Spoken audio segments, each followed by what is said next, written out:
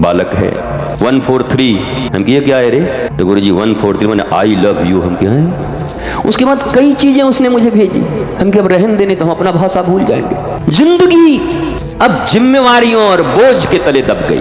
मैं तो पूछता हूं जिए कब। लोग कहते हैं आप लोग तो घर द्वार परिवार सब छोड़ के भगोड़ा की जिंदगी जी रहे हैं। अरे तुमको लज्जा आनी चाहिए, तुम हम दो हमारे दो को खिलाने में परेशान हो।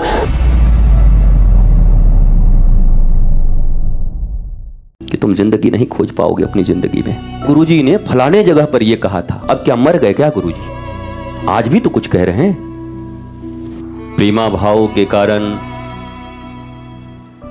मिले हुए मानवीय जीवन की सार्थकता को हम सिद्ध नहीं कर पा रहे हैं।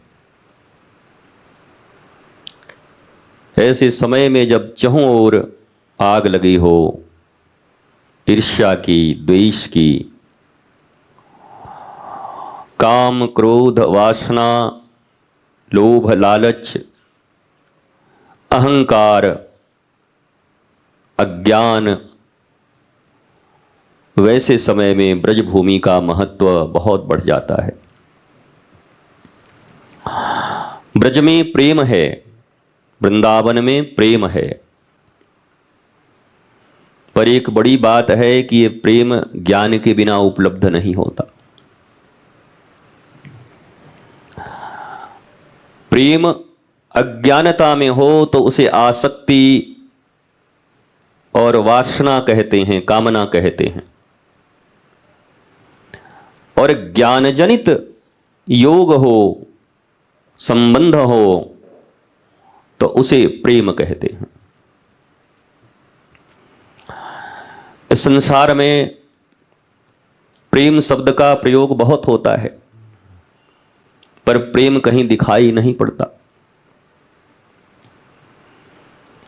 क्योंकि ये जो भी संबंध हैं यह सब अनुबंध पर हैं, अनुबंध के ऊपर हैं, एग्रीमेंट के ऊपर निर्धारित हैं।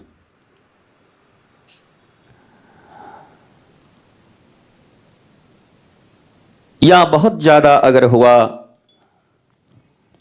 तो एक प्रबंधन मात्र है। इससे उसकी जरूरत, उससे उसकी जरूरत, उससे उसकी जरूरत, उससे उसकी जरूरत। जरूरत भी कौन? केवल भौतिक, शारीरिक और शरीर से जुड़े इंद्रियों की तृप्ति के विषय,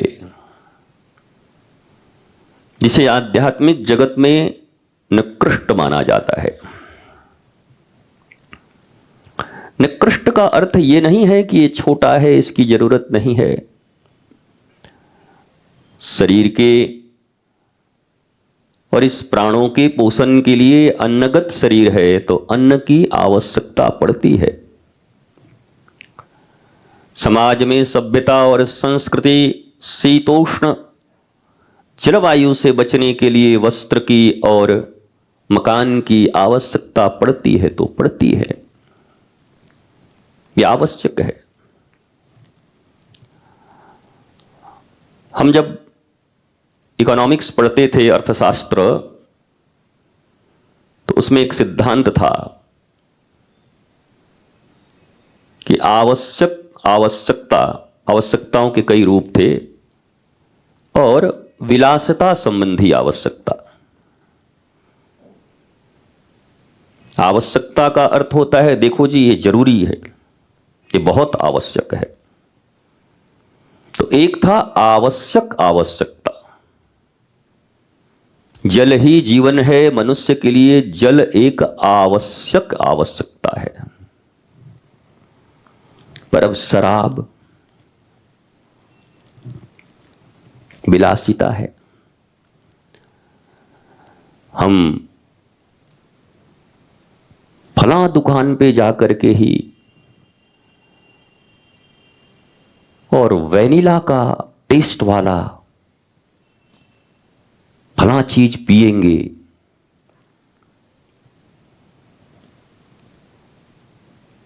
ये विलासिता है। देखो, इस जीवन में अगर आनंदित रहना चाहते हो तो एक कागज कलम लेकर बैठ जाया करो और अपने जीवन की आवश्यकता को एक तरफ लिख लो और विलासिता संबंधी आवश्यकताओं को एक तरफ रख लो। तुम पाओगे कि तुम दुखी, हताश, निराश, क्रोधी, असंतुष्ट आवश्यकताओं के लिए नहीं हो,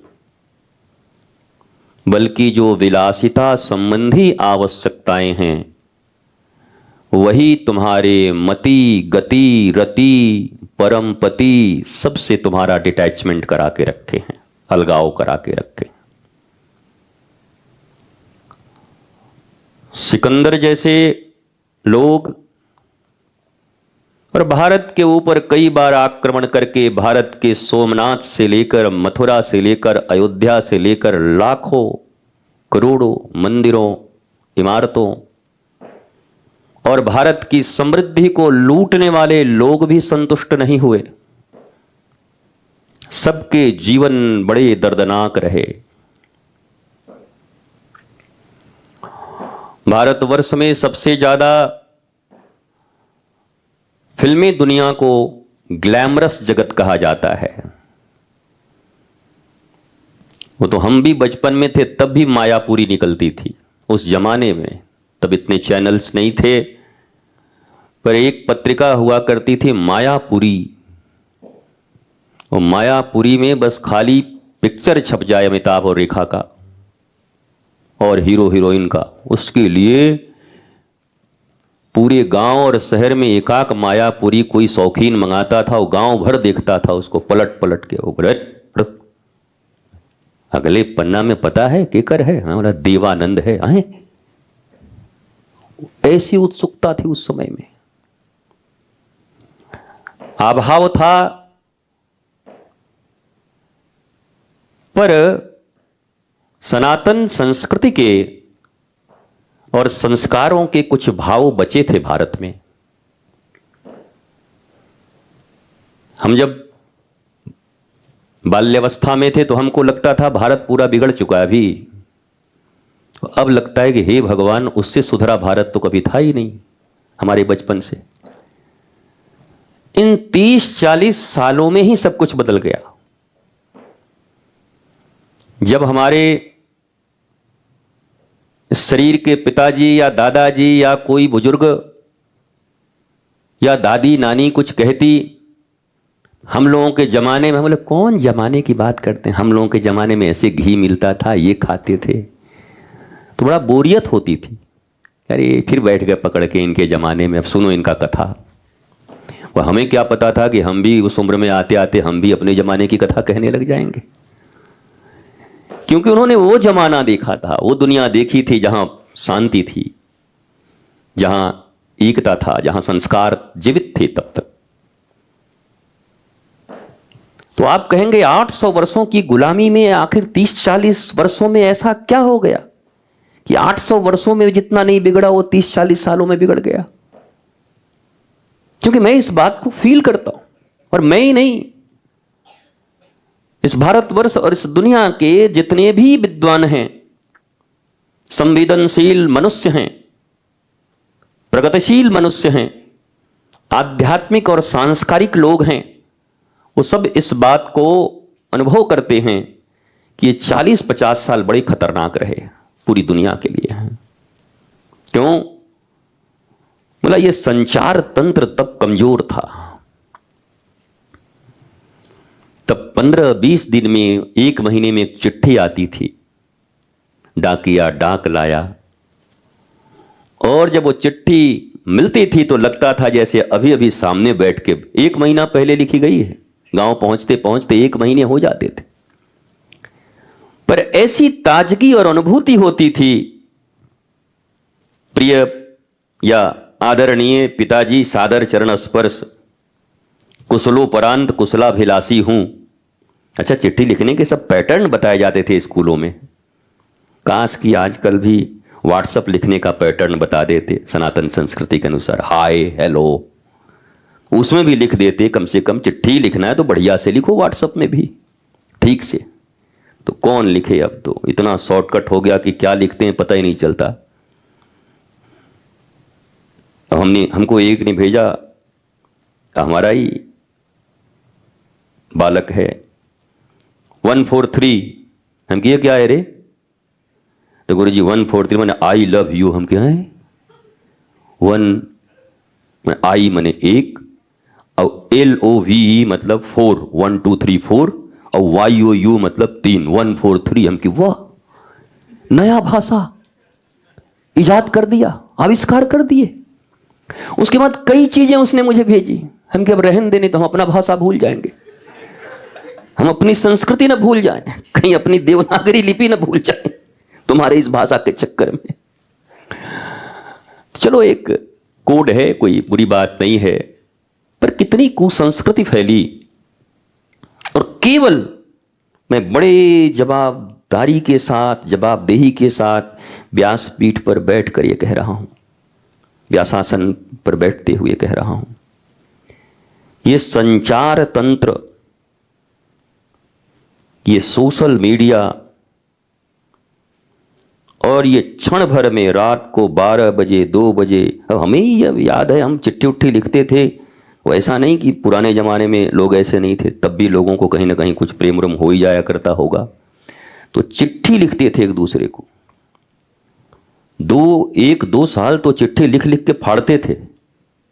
हिम्मत कहाँ है, संस्कार ऐसे गहरे थे। स्कूलों में भी अपने दोस्तों को हमने देखा, मित्रों को, हम भी तो 2 साल से लिख ही रहा है, देगा कब, कर ये सब फालतू बात, सर नाराज हो जाएंगे, मम्मी पापा सब नाराज हो जाएंगे। तब भी एक भावना ऐसी थी। मैं बड़ी विनम्रता से इस चीज को भारत के नौजवानों के सामने तुलनात्मक अध्ययन रख रहा हूं। तब भी इतने संस्कार प्रबल थे, दादी और नानी की कहानियां सुन करके। एक ध्रुव था, एक मीरा थी, राम जी तब वहां गए, हाँ अर्जुन ने ऐसे किया, वो सब कथाएं चलती थी। राजा विक्रमादित्य ने वो किया। अब इनसे पूछो बच्चों से कि राजा विक्रमादित्य के बारे में बताओ, बोला ये कौन विक्रम, कोई हीरो है क्या, अभी नया मामा आया है क्या? हाँ पूछेगा वो मोहित से, उसके भांजे लोग पूछेंगे तो बोला मामा ये कोई हीरो आया है क्या नया? बेचारे क्या जाने, छोटे छोटे बच्चे हैं। संस्कार संस्कृति सब दूर हो गई, और उसका संस्कार संस्कृति रहे न रहे, आई डोंट केयर, कोई फर्क नहीं पड़ता, पर जीवन में दुख बढ़ गए, संघर्ष बढ़ गया, अवसाद बढ़ गए, विषाद बढ़ गए, डिप्रेशन बढ़ गए, हिंसाएं बढ़ गई, सहन शक्ति कम हो गई।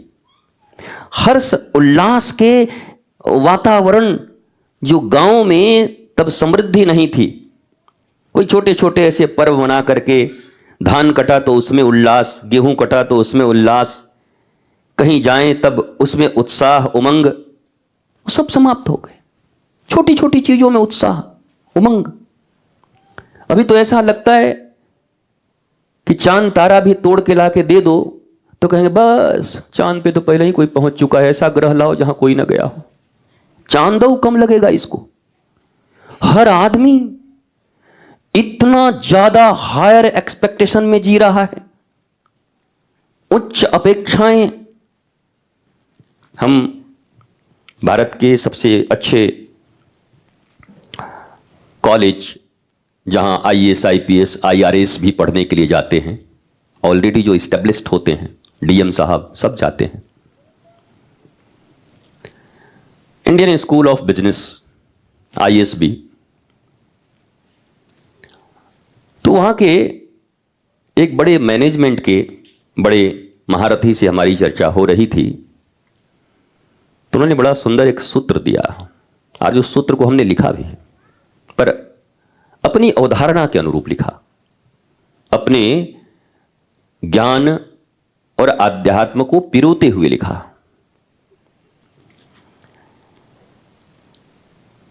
आध्यात्मिक जगत में सबसे बड़ा जहर क्या है? धर्म के क्षेत्र में सबसे बड़ा विष क्या है? पॉइजन, जो आपको भी खत्म कर देगा और जहां गए हो उसको भी खत्म कर देगा। पॉइजनस क्या है? का हम किसी मनुष्य के विषय में या आध्यात्मिक गुरु, स्पिरिचुअल मास्टर के विषय में अपनी एक परसेप्शन बनाते हैं।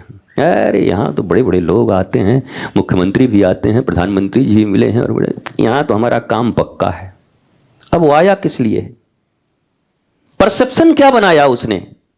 हमारे गुरुजी के पास इतना 500 गाड़ी है, 300 आश्रम है, बोला ये है फलाना ठिकाना, सब हो जाएगा।